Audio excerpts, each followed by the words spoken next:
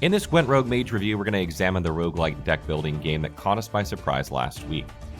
On July 7th, Projekt Red released the first Gwent single-player expansion, which combines familiar strategies seen in Gwent with roguelike elements.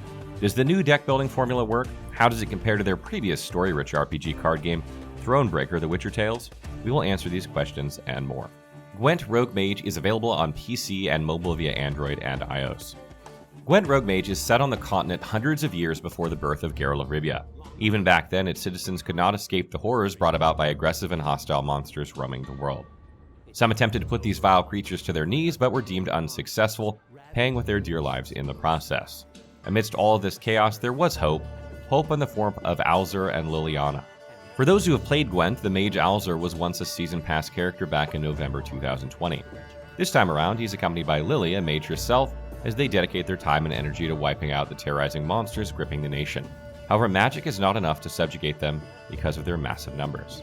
As Alzur and Lily delved into science, they soon discovered a solution, using mutagens to create special beings who can go toe-to-toe against these creatures. Gwent Rogue Mage will have you ravage the continent of beasts to acquire more mutagens and further your experiments to design the ultimate slayer, the Witcher. This deck builder does not focus on the story, but the roguelike gameplay elements above all else, making it very different from Thronebreaker. But as you gain more experience, you will eventually unlock the 5 remaining chapters of the game, each with its tale about the fate of these mages and their inhumane experiments. In Gwent Rogue Mage, you play as Alzur and Lily as you both scour the overworld map of the continent to become stronger by accumulating a wide range of cards. This is where you will be choosing the types of battles you wish to engage in and the path you want to take to either boost your cards or resources. Aside from the map, the other location in the game is the lab. Note that you can go back to the lab once you log back in the game, when you've been defeated in combat, or when you have successfully beat a boss. The lab is a comprehensive location showcasing everything you've collected and have yet to acquire in Gwent Rogue Mage. It's comprised of the notice board, alchemy station, treasure chest, grimoire, liquid tank, map, and portal. Let's go through them one by one. The notice board is similar to a season pass format in which you gain experience as you play Gwent Rogue Mage more and more, taking both your wins and losses into consideration. Progressing down the line will reward you with additional reinforcements or units, treasure cards, potions, spell cards, and more. You can also view the achievements you've unlocked and your rank on the leaderboard here. Next is the alchemy station, which houses all of the potions available to you. You are only able to select one at the start of every run to make encounters more manageable. For instance, King's Blood boosts every unit in your deck by 1, or you can opt to take Archmage's Flask to increase your energy by 25. Now, as you progress further in the game, you unlock other cards that are shown in the treasure chest. You can get your hands on these per run when you are managing reinforcements or participating in events. The treasure chest also shows global cards available to any deck, as well as the cards that you currently have for the decks you have access to. Contrary to the treasure chest, the grimoire contains spell cards that are triggered when you click on Alzur. For instance, every player starts with 3 of these, namely Thunder to deal damage, Cleanse to boost an ally, and Portal to create a random card and play it. Utilizing spell cards will cost a resource known as energy, which is synonymous with mana. These are potent and can therefore make or break the match, especially when you trigger them at the right time. Meanwhile, the liquid tank shows the number of mutagens you currently have. To increase these mutagens, you must participate and win in boss battles. And finally, there is the map to start a fresh run, and the portal, which will teleport you back to the continent should you wish to continue your current run. The continent only features one map that changes visually depending on the time of day, so you'll see shades of dawn, day, and dusk. However, I wish that Projekt Red had added more map designs similar to the great varieties we had in Thronebreaker to add to the excitement of our journey. As such, exploration can feel repetitive at times since only the color hues are changing. When it comes to the constituent parts of the map, the continent delivers because of its random elements requiring you to strategize even outside of combat, much like Slay the Spire. Before the beginning of a run, you'll be selecting one of 4 decks, each which is pre-populated with a set of cards. The only cards you can change here are the key or hero card and spell or special cards. You will then be teleported to the map where you'll begin your adventure by confronting regular enemies before selecting a treasure chest if you come out victorious. Afterward, you'll be left to your own devices to choose the best path possible. This is a great way to identify the things you wish to prioritize to build the best deck you can to succeed in combat. So you can opt to participate in events containing anecdotes of your minor adventures like drinking in a bar or buying a card from the marketplace. This is currently the lighter version of the Shopkeeper in Slay the Spire, since you cannot technically choose from a huge pool of cards. In general, events provide you with an avenue to upgrade some of your cards and gain extra energy, to name a few things. But also have to be careful since not all of the activities here will benefit you. For example, you can be forced to give up one of 3 cards as a form of payment. Next is the Place of Power to restore a portion of your energy or to make use of a special ability depending on its color. If you travel to a red place of power, you'll be able to remove one card of your choice, but if you visit a blue place of power, you can duplicate a specific card from your deck. This is a good balance between improving your cards and generating additional resources to make use of Alzur's spell cards in combat. In addition to the treasure chests in the lab, there are also treasure chests on the overworld map. These contain treasure cards that are either shuffled into your deck or activated at the start of every encounter. For example, if you have the Prism Pendant on the board, the energy cost of your spells will be cut in half every time you use them. Talk about a huge boost in performance. And last but not least, there are other types of encounters against special enemies, namely the Elite Battle and Boss Battles. In Elite Battles, you will fight difficult creatures that either have way too many treasure cards or can efficiently boost their cards while dealing huge damage. This is challenging, especially at the beginning when you're still understanding the patterns and optimal combinations of Gwent deck building. However, this battle type is essential because it's the only way to evolve your key card. Every deck has one key card which features a hero with special abilities. The more evolved this type of hero is, the stronger they will perform during that run.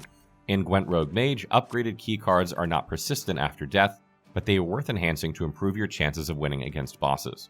In boss battles, on the other hand, you go against powerful and challenging monsters to acquire their respective mutagens should you come out victorious.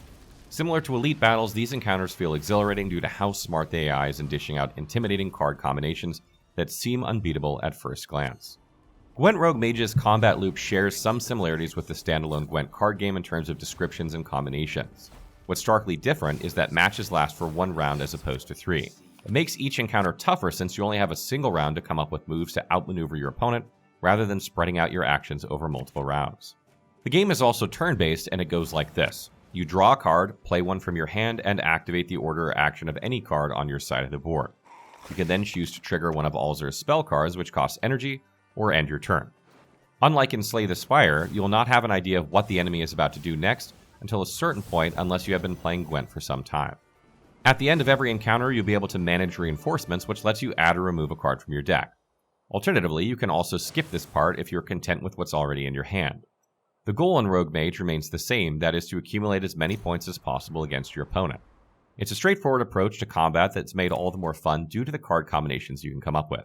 This is where Gwent's nuances come into full force since the card descriptions and actions themselves are mostly retained, so you'll immediately have ideas of what cards you'll be playing next as long as you've played Gwent in the past. My previous statement is crucial because if there's one thing I would change in Gwent Rogue Mage, it's how tutorials are presented. They are not intuitive for people who are not familiar with the current state of Gwent, given how much it has changed since The Witcher 3 days. I imagine this game to be confusing at first since new players will go from one battle to the next, fumbling around with the meaning of every description. Since the tutorials are extremely basic, it will take some time to know the right cards to play in succession to gain the upper hand. A practice encounter explaining common keywords such as deploy, order, zeal, and formation and how they synergize with one another would definitely be useful to beginners. Despite this, the roguelite elements of Gwent Rogue Mage make the gameplay and combat loop addicting due to its progression path on top of the numerous enemies you'll be dealing with. Persistent card types such as key cards, potions, and spell cards that are selected before a run can drastically change the outcome of encounters. Gwent Rogue Mage features similar audio and visual design styles as Gwent, making it a welcoming title for those who are fans of the standalone card game. It is also worth mentioning that the beautiful card art of the elite enemies and bosses has been made specifically for this game. Hopefully, they will also make their way into Gwent someday. Furthermore, the music, sound effects, and voice acting continue to be memorable and nostalgic, as well as the cool animations on the cards themselves. What's a bit lackluster, however, are the overworld map and events UI. The map can use more details, like Thronebreaker, which looks more polished and refined, even if it was released back in 2018. CD Projekt Red could have upgraded these assets to highlight design innovations this time around. The events UI also seems to be an afterthought, as huge texts are simply displayed on the screen without much flair. Overall, there is certainly some room for improvement in the design aspect of Gwent Rogue Mage. From a technical standpoint, I did not encounter an issue big or small throughout my entire playthrough, nor did the frame rate dip at any point in time. Gwent Rogue Mage can take you up to 25 to 30 hours to complete as you're learning the ins and outs of the game, the ways to properly build different decks, and enemy patterns. One run takes approximately 30 minutes to an hour to finish, including fighting the boss at the end. This Roguelite Deckbuilder is priced at $9.99 USD for the standard edition, which is a decent price point since you'll be spending a lot of hours playing it, and $19.99 USD for the premium edition to receive cosmetics that can be used in Gwent. Final thoughts. Gwent Rogue Mage is a thrilling addition to the Witcher card game franchise. It does not play like Thronebreaker in the sense that there are no matches with specific objectives in mind, such as saving X cards, for example. Instead, this game effectively synergizes roguelike elements with the deck building aspects and randomness of every encounter. So progression feels relevant because it influences how powerful your decks become. There is no shortage of card combinations to try, since you are given avenues to experiment with them per run. Battles also feel unique, fresh, and challenging even after several hours of playtime, making it a worthy single-player expansion to Gwent for those who want to experience something different outside of the standard PvP formula. Gwent Rogue Mage is a strategy card game which does not stray too far from Gwent.